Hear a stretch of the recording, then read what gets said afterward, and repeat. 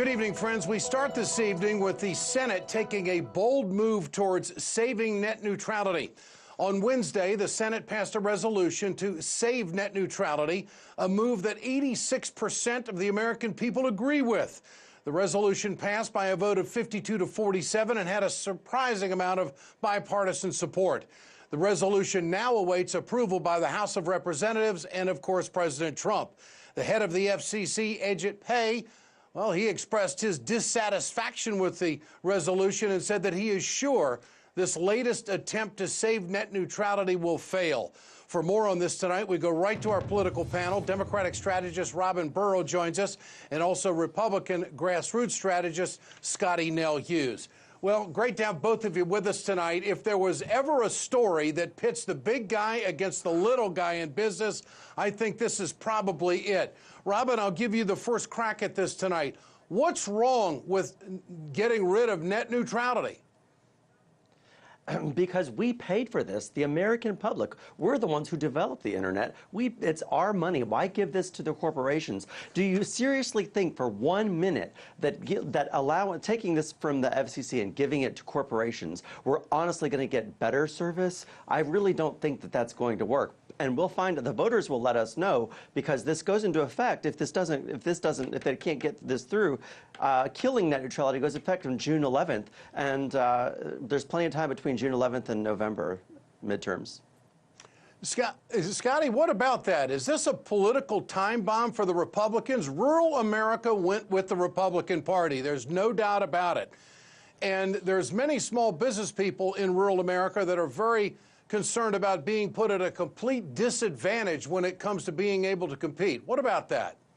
Well, absolutely. And let's just remember that the government makes so many things so much more efficient when they get involved. Not. And this is just another great example of basically you're taking hands out of capitalism and putting it in government control. I mean, to conservatives, net neutrality is just another word for internet communism. And that's, I think, the reason today why so many Republicans, so many conservatives are very disappointed in it, and those Republicans that crossed over the aisle and joined with the more progressive socialist members of the Senate and voted for this, taking the power out of capitalism and putting it more into the hands of the government. But, Scottie, doesn't this open the door for the corporations to gouge the American public, to dictate who has more right, more access, better service on the internet? I mean, is that fair to all Americans?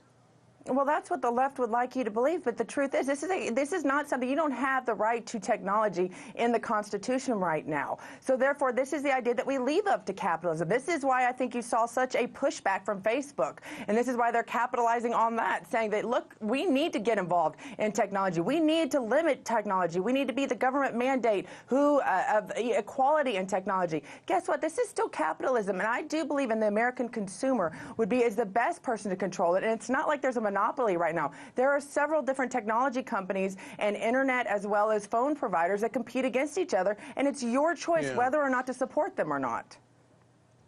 Robin, is this capitalism or corporate control? This is absolutely corporate control. I don't believe for one single second that if we give control to the corporations, we're going to get better service, faster service. They've already said that they're going to be throttling bandwidth, providing access to some websites faster and some slower. I mean, the handwriting's on the wall. And like you just said in the lead to the segment, 86% of Americans favor keeping net neutrality. That means only 14% are in favor of this new bill. That's a real stinker for the Republican Party. And they've got to consider that coming to midterms. There could be hell to pay.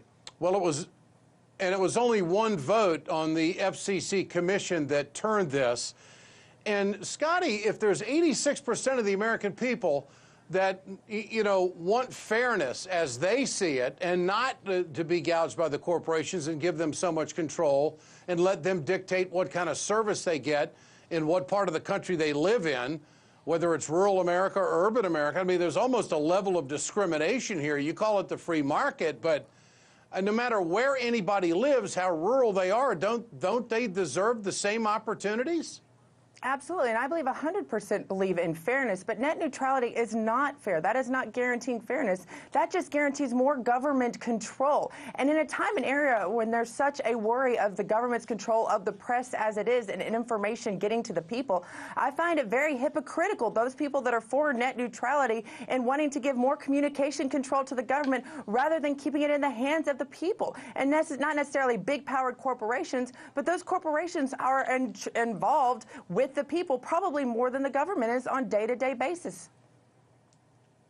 What do you think, Robin? Is this an opportunity for the Democrats to say, you know, we're for the little guy? Oh, yeah, absolutely. Look right here, the quote from the senator today. Today we show the American people who sides with them and who sides with powerful special interests and the corporate donors who are thriving under this administration. I could not agree more. All right. Great to have both of you with us tonight. Robin Biro, Scottie Nell Hughes, thanks for your time. Appreciate it.